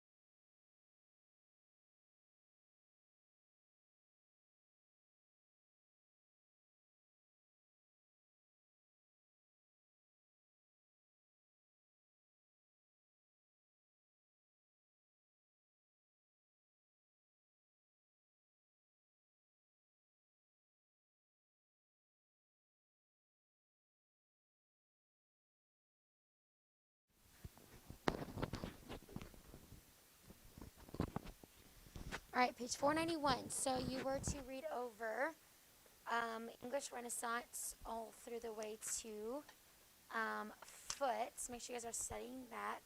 We're going to go through the terms once more, and then we're going to move on with more terms that we will have on our quiz. I don't have the date for that yet, but obviously I'll give you plenty of time in advance. But let's read over page 491. Okay, the English Renaissance. It was also referred to as the Elizabethan period. Epic, a long narrative poem based on a series of heroic adventures that are important to the advancement of a certain race or country. Epigram, originally any brief poem, but you do want to know it is a concise saying, often witty or satiric. Okay, the second definition to it. Essay, a work of moderate length in which the writer tries to develop his own thoughts on some subject. Exemplum, a short tale or anecdote to teach a lesson. Go ahead and turn the page. 492, exposition, material that introduces the characters, the main conflict, and necessary background for a literary work. Number 4, foot, the pattern in a line of poetry consisting of one accented syllable and one or two unaccented syllables. Okay, so let's move on to the next 7. Okay, free verse, poetry having no metrical pattern. Okay, that's pretty self-explanatory. No metrical pattern, so it's a free verse. Georgians, these are the poets that lived during the rule of King George V. They idealized the beauties of nature. A gleeman, a professional performer who sang poetry or recited poetry to a musical accompaniment. We saw this in our Anglo-Saxon period with the gleeman. Iambic pentameter, a popular meter consisting of 5 iambic feet. Obviously, hence the name pentameter. Idyll, a brief picture, sketch, or scene. Short works describing pleasant scenes of country or domestic life. And imagery, the use of words which appeal to our senses. And then imagism, that's the last term in this group. The use of precise, concrete images, free verse, and suggestion rather than complete statement. Okay, so read over free verse to imagism. Make sure you're studying that. Again, I'll let you know when our quiz over that is. Okay, go ahead and turn back to page 220. Page 220. Let's talk about the deserted village.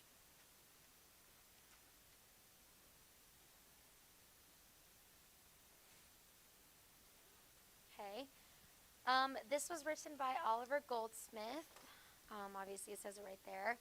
But the theme of this work is it was a lament for the times that are no longer present, or it was kind of like a picture or like a sad story of longing for a time that is past. So it is a lament for times that are no more. It was also a glorification of the people of the past in a small rural village in Ireland.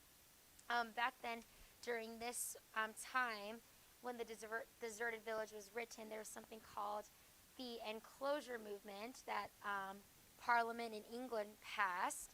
And if you don't know what the Enclosure Movement was, it basically required that all of England's open land,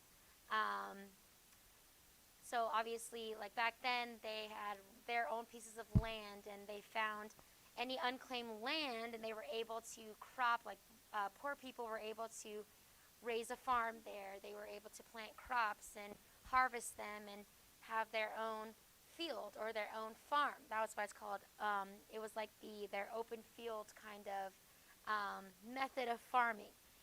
Well, during the Industrial Revolution, then Parliament passed the Enclosure Movement, which it kind of had those small open lands that people had.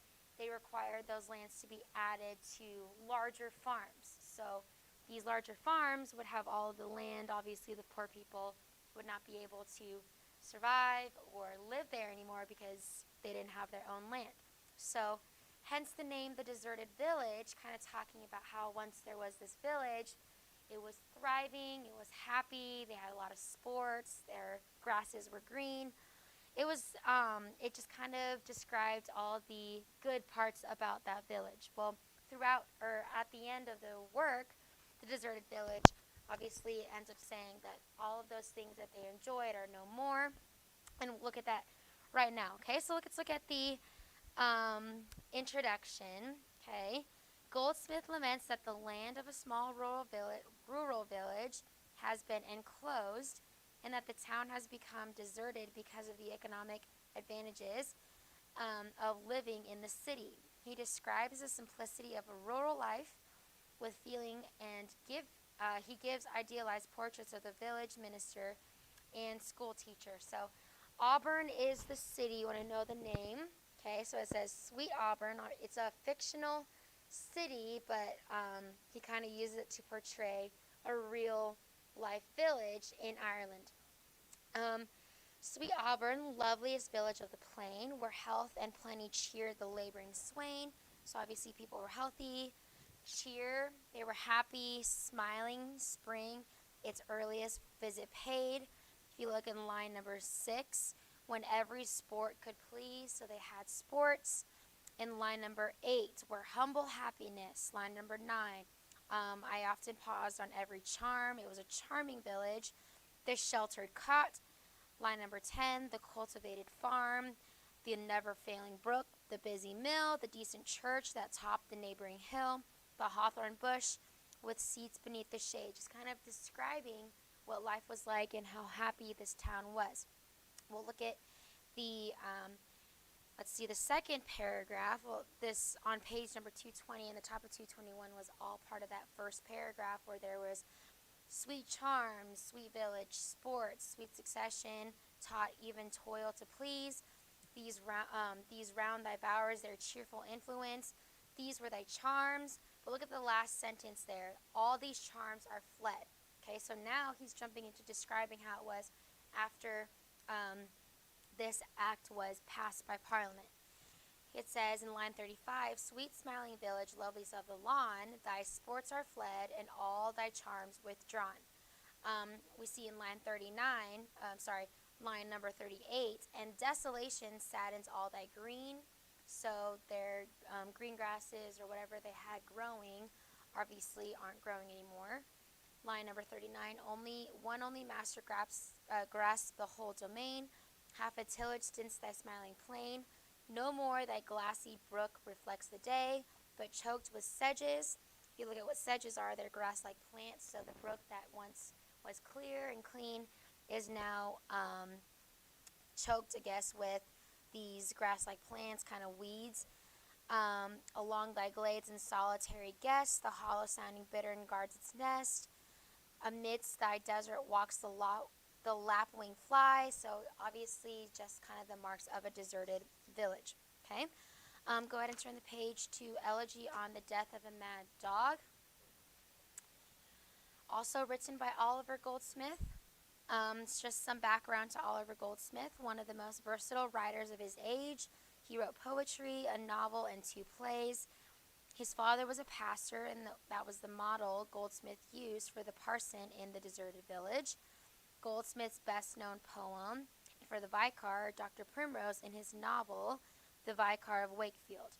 His collection of essays, The Citizen of the World, were popular commentaries on English, civilization from the viewpoint of the Chinese traveler.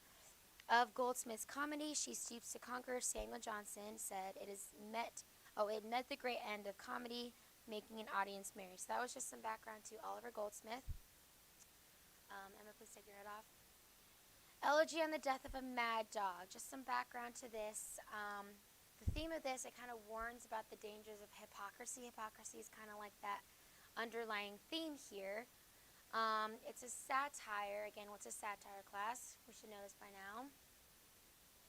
Okay, a mockery of humans with the intent of trying to better things or changing things. So this is kind of a satire. It's kind of ridiculing the man who was bit by a dog, obviously the death of a mad dog, and instead of the dog dying, or the man dying because he was bitten by a dog, we see that the dog dies, and we'll see why. Okay, look at the first stanza. Good people all, every sort, give ear unto my song, and if you find it wondrous short, it cannot hold you long. In Islington there was a man, of whom the world might say, that still a godly race he ran, whene'er he went to pray. So it's talking about this man that's living in the city. Everyone thinks that, it says, of whom the world might say. So the world thinks that he's this godly man, okay? But let's read on about him. A kind and gentle heart he had, to comfort friends and foes. The naked every day he clad, when he put on his clothes. Okay, so he did a lot of good deeds in this town. And in that town was a dog found, as many dogs there be, both mongrel, puppy, whelp, and hound, and curs of low degree. This dog and man at first were friends, but when a pique began, the dog, to gain some private ends, went mad and bit the man. Around from all the neighboring streets the wondering neighbors ran, and swore the dog had lost its wits to bite so good a man. The wound it seemed both sore and sad to every Christian eye, and while they swore the dog was mad, they swore the man would die. But soon a wonder came to light, that showed the rogues they lied. The man recovered of the bites, the dog it was that died. Okay, and he wrote this kind of as an ironic satire, kind of ridiculing how people could be hypocrites. They could be hypocrites in the fact that you can say, or you can be kind from the outside world, and other people can look at you and say, oh, he does really good deeds. But it was ironic to everyone and to the readers, because in the end, the man actually died instead of the dog. The dog died instead of the man, okay? And it's just kind of like one of those things where the man was so bad in reality that it caused a mad dog to die, kind of like depicting the dangers of hypocrisy here. Someone can look good on the outside, but on the inside is what really matters. It's in the beginning, we see that the man has a kind and gentle heart, okay? But in the eyes of the town people, that's what they see here. But in the end, it says that he leaves an unfavorable impression of the man, because obviously the dog was the one that died when he bit the man. And it's kind of like one of those things where, in truth, your true colors come out with circumstances like that. But that kind of applies to us in the fact that who are we really on the inside? Are we someone who on the outside wants to look good? We do good works just so that we can look good in the eyes of other people? But the fact is, obviously, it's what matters on the inside and what our motives are behind the works that we do. Okay? Page 223 to 225, we're going to go over William Blake, not tomorrow, on Monday. But tonight, finish out, start reading about Robert Burns, page 226 to 229. And then page 230 to 235 is the end of our unit, finally. I feel like we've been in this unit for a long time, but tonight is page 226 to 229. We'll talk about William Blake on Monday, because I'll be gone tomorrow for sure. I thought I was going to be gone on Tuesday, but we'll be gone tomorrow for sure for volleyball. So make sure you guys are working on your rough draft. That's what it's called.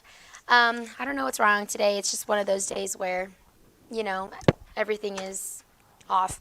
But make sure you're working on your rough draft. Go ahead and turn to, in your grammar books, we're going to go over, actually, to be honest, I don't really want to start a new lesson right now. So we'll work on that on Monday. But no homework for tonight. Just reading literature. But take out vocab. We'll do that the last thing before we end.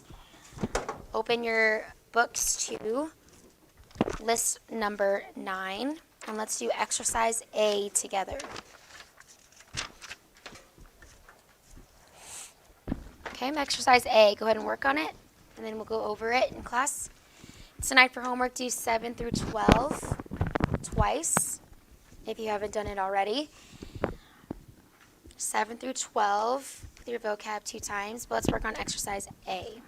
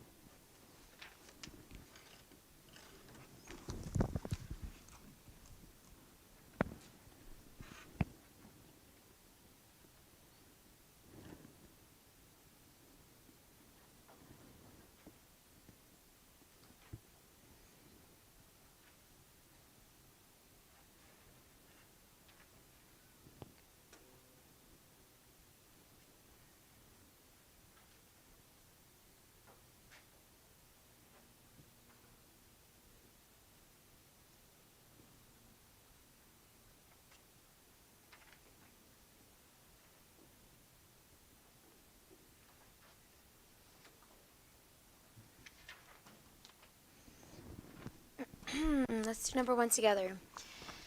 Number 1, though the rain ruined our picnic plans, it was a blank for the drought-ravaged farmers. Kylie?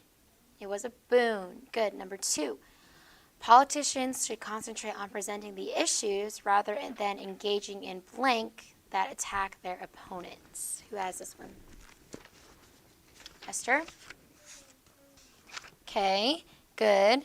That is number 8. It's called harangue. A long, noisy, or scolding speech. Okay. Number 3, the blank teachings of atheistic professors may destroy the beliefs of Christians who attend state universities.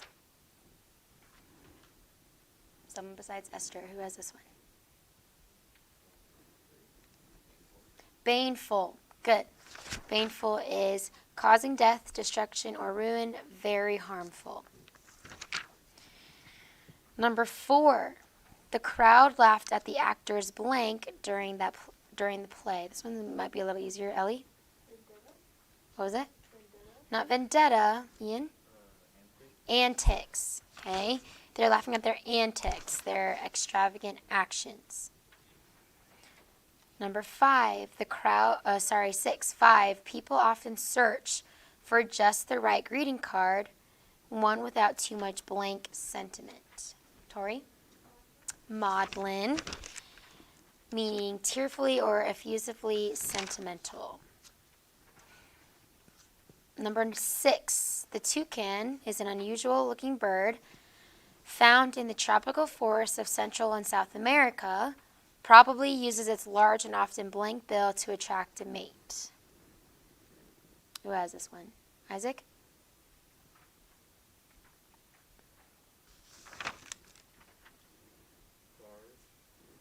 What was it? Not barge. Isaac, do you have this one?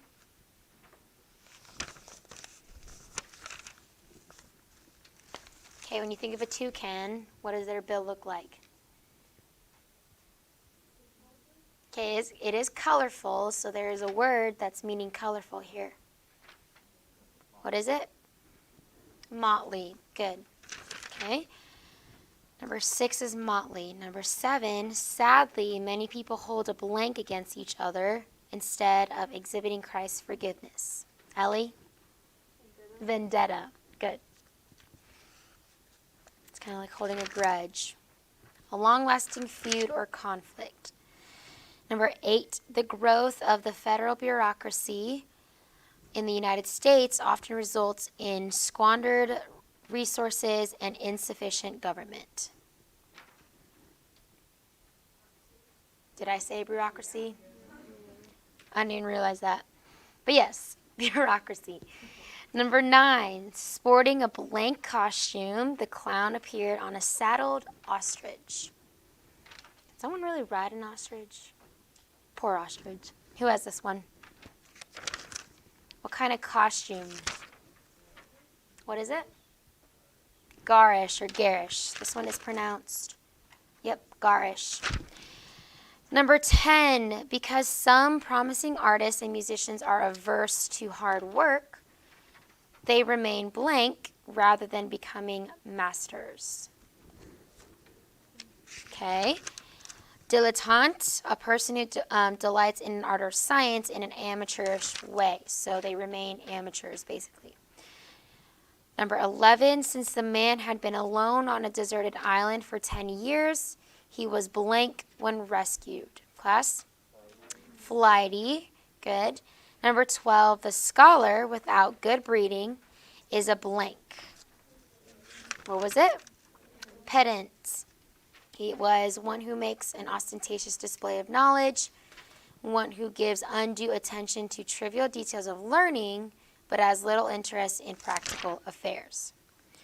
So he basically is just all book smart and no street smarter, has no common sense. Okay? Tonight is to do 7 through 12 twice for vocab and your definitions. Read in literature, and then no grammar. If there's any questions about anything, please ask.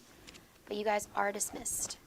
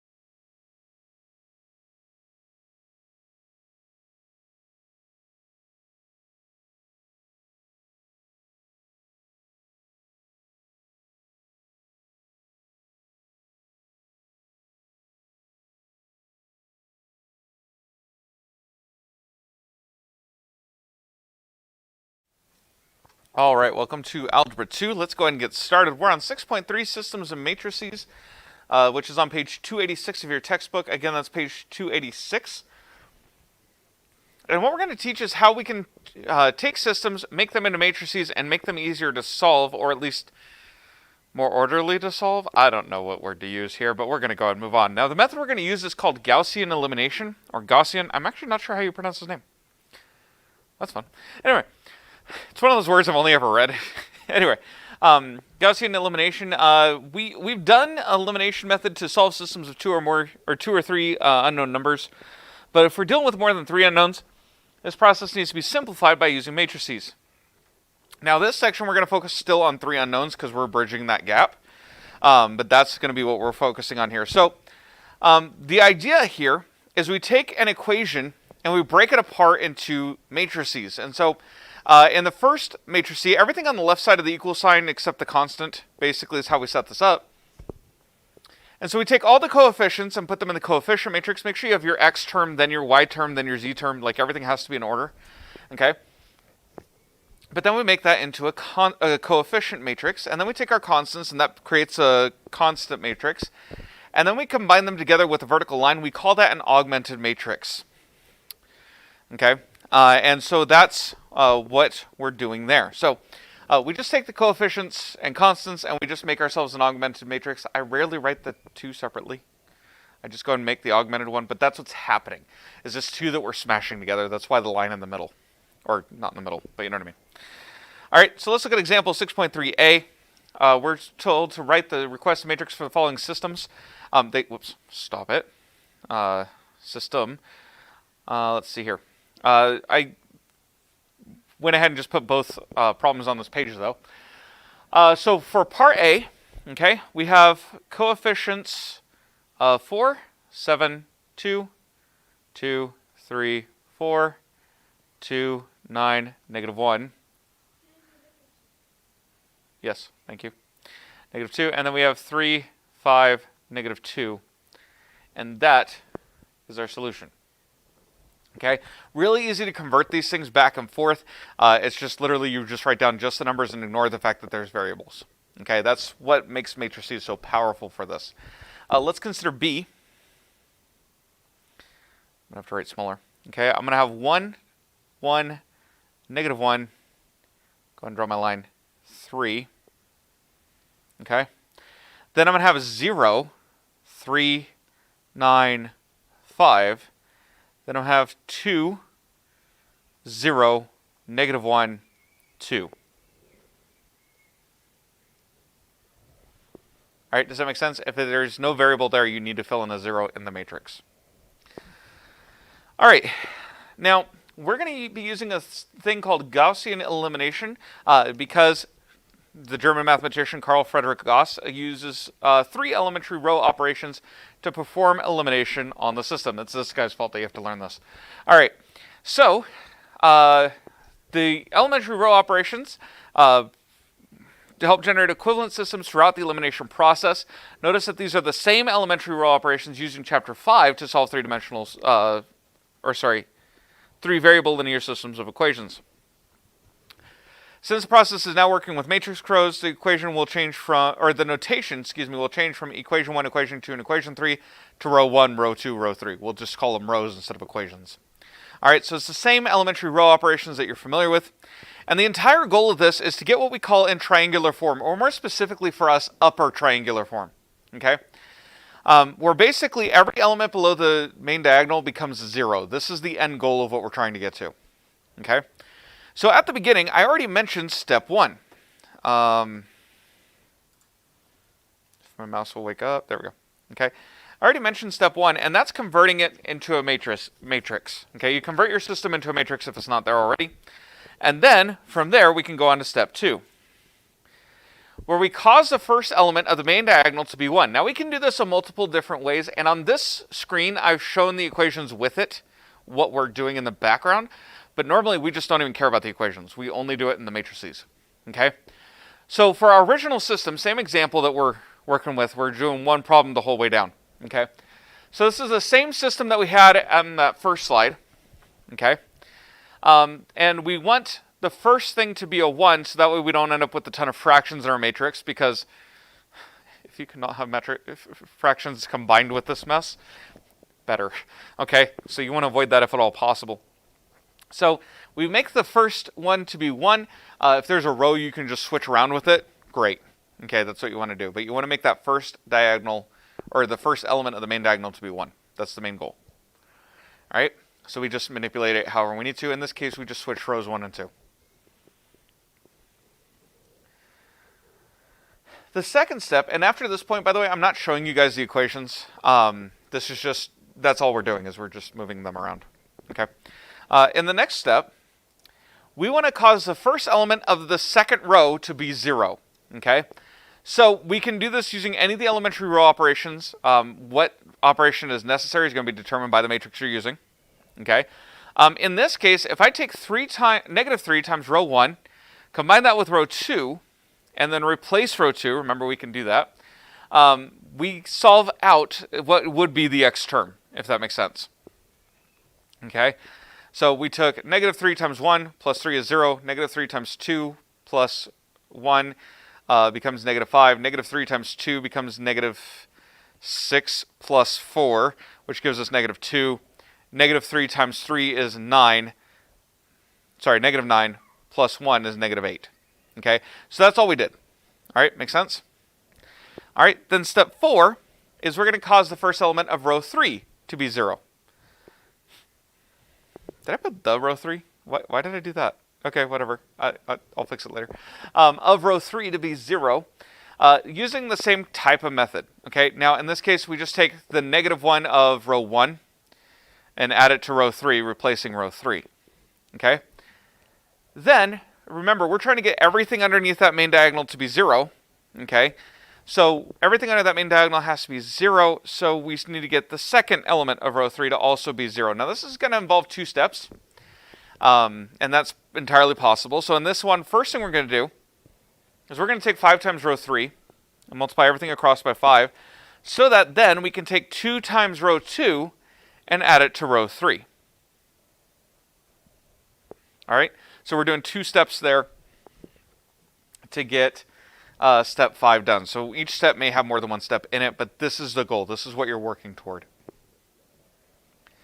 Once you're down to where it's in upper triangular form like this, you're done with the matrices. So what we're going to do is in step 6, we're going to go back to a system of equations. All right, so we have our matrix and we just convert it back to a system of equations. So that 1, 2, 2, 3 becomes x plus 2y plus 2z equals 3. The 0, negative 5, negative 2, negative 8 becomes negative 5y plus negative 2z equals negative 8. And then finally, 21z equals negative 21. Now at this point, we have it in a situation where we can just start using back substitution to solve each of the individual equations. Now this is going to come up all at once because I forgot to animate it. So we're going to work from left to right. Okay, so at the left, we just have the system of equations from the previous slide. Okay, z is really easy to solve for at this point. It's negative 1. Okay. Then we plug that into the middle equation. That's the next column. Okay, so we plugged in that negative 1 for z, solved all the way down for y. Now we know y and z, so we plug into the top equation and solve for x. And so my solution to this problem is now 1, 2, negative 1. And then you would check that and you plug in 1, 2, negative 1 in each of the 3 equations that you were given. Okay, and that's the idea there, that you were given. Just throw it in the calculator real fast. Okay, you don't have to show all the work. Just throw it in there, make sure that they all work, that you didn't do anything wrong. When you're dealing with matrices, it's very important because it's really easy to mess things up in matrices, so be careful. All right, so we end up with this final steps. Mine are numbered slightly different from the textbook, but whatever. I don't remember why mine's different, but it is. All right, but it's the same steps either way. All right, so this is the general idea. You're going to write the system of equations as an augmented matrix. You're going to cause the first element to be 1. Then you're going to cause the first element of row 2 to be 0, first element of row 3 to be 0, the second element of row 3 to be 0. Then you go back to system of equations and solve like normal. Okay, because it's a lot easier. So let's do the thing. All right. Christian, if you're not in full screen, you should be in full screen because I'm going to have to write small. All right. I'm just letting you know. Jaden, can you read that from there? Okay, cool. Just making sure. Because this is going to be a lot of writing in a very tiny space. My hand is going to murder me after this. All right. So, step 1. Write as an augmented matrix. Okay, so let's do that.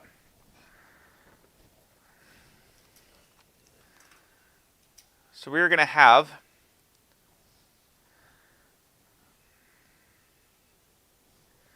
3, 1, -2, 1. Okay. Then we'll have 2, 3, 5, and 4. And then 2, 1, -4, -6. Yep, okay. All right. First of all, we need to apply an ERO to make the first one 1. There's nothing we can just move around in this one, unfortunately. So what we're going to do is we're going to take negative row 2 and add it into row 1.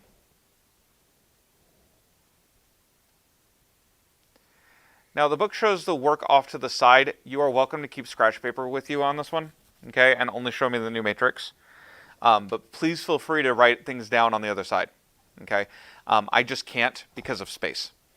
So I'm only going to show you guys the finished matrix. So negative row 2, so I'm going to take, essentially I'm taking row 1 minus row 2 and putting that in row 1. So 3 minus 2 is 1. 1 minus 3 is -2. -5 and -2 is -7. And -4 and 1 is -3. Yes. Then we just copy.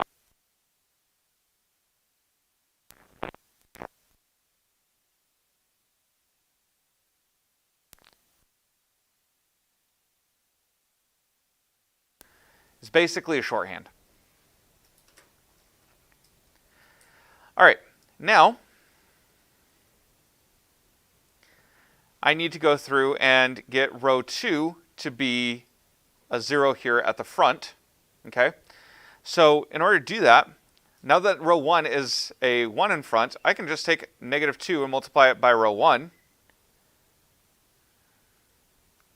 plus row 2. Okay, so row 1 is going to stay unchanged, so we get 1, -2, -7, and -3.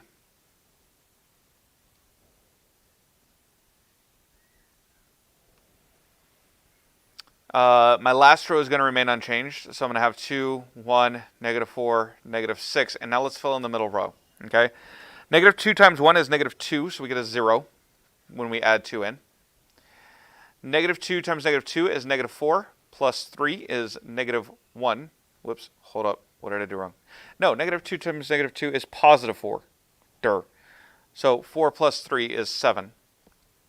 -2 times -7 is +14.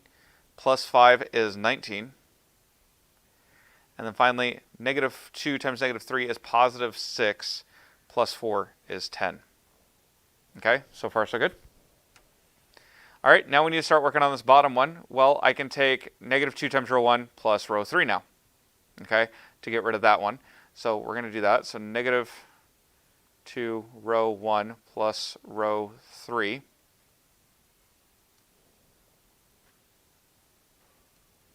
Okay, I need to watch the correct screen here. All right, so again, top 2 rows are going to remain unchanged, so we'll just copy them over.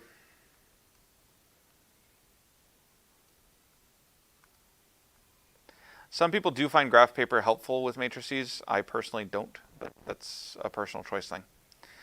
One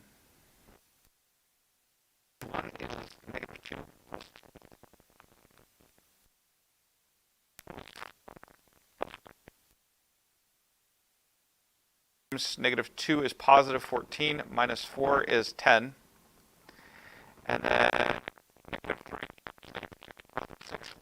or sorry, -6 is 0. So now we need to try to get that second element to be 0. So we're going to have to probably, I don't see any way to just get things to combine. Does that make sense? I'm going to have to multiply two equations to get them to match. There's nothing in common with 5.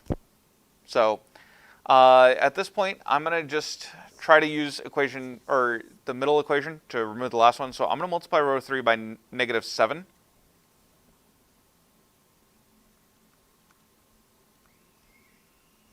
I'm going to run out of room. I should have seen that coming.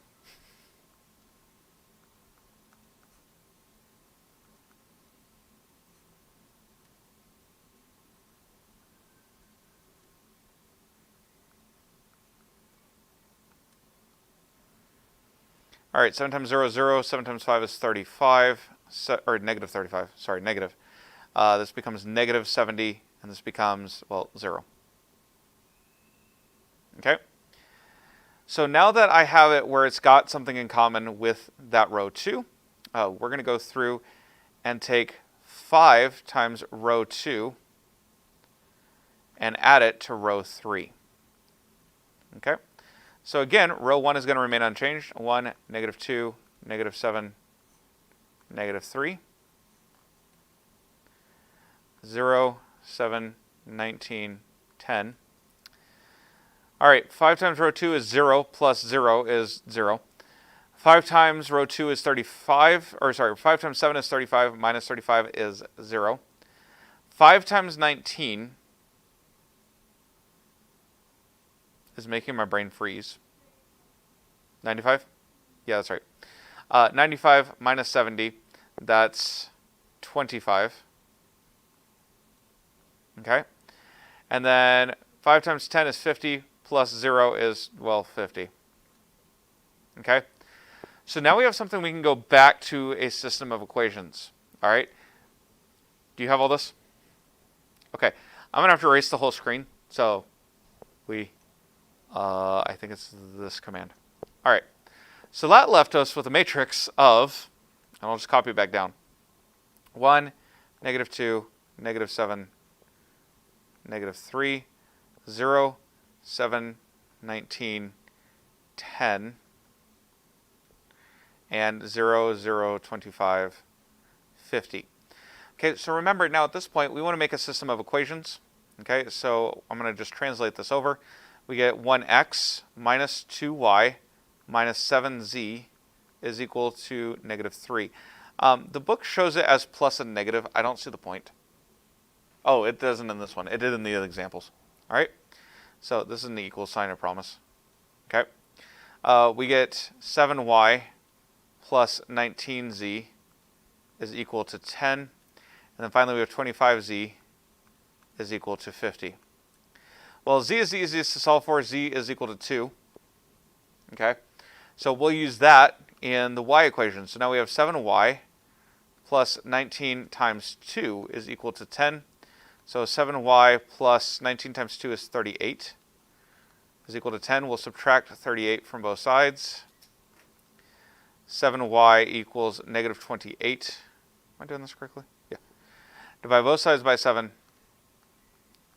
Y equals negative 4. Now that I have values for z and y, I plug in for x in the final equation. I get x minus 2 times negative 4 minus 7 times 2 is equal to negative 3. So x plus 8 minus 14 equals 3. Negative 3. Doesn't disappear. All right, 8 minus 14 is negative 6, right? Negative 3, add 6 to both sides. Yes, and x equals 3.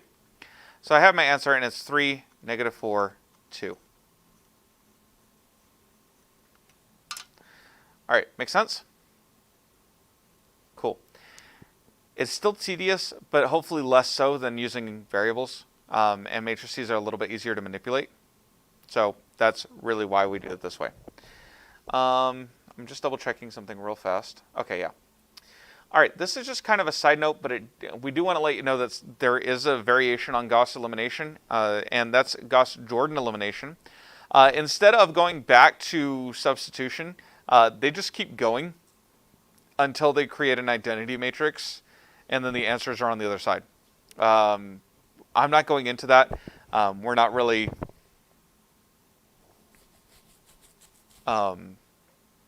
we're not going to keep fiddling around with matrices. You could easily just keep going, make everything 0 except the main diagonal, and then divide everything by whatever is in the main matrix spot. And that'll isolate each variable. X would equal whatever that is in the augment. Y would be whatever's in the augmented section. Z would be whatever's in the augmented section. It does exist, but we're not going to focus on it in here. We're going to focus on Gaussian elimination, mostly because once you're down to where you have a matrix that can easily go back to the systems of equations where you can easily solve for Z, it moves pretty quick from there. So you can keep fiddling around with matrices if you wanted to, but we're not going to bother. All right. Homework tonight is practice 6.3 green. Practice 6.3 green.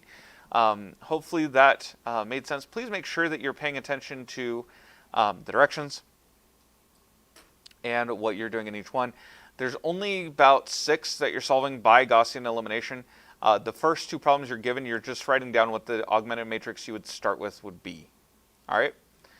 Any questions? All right. Distance learners, we'll see you guys later.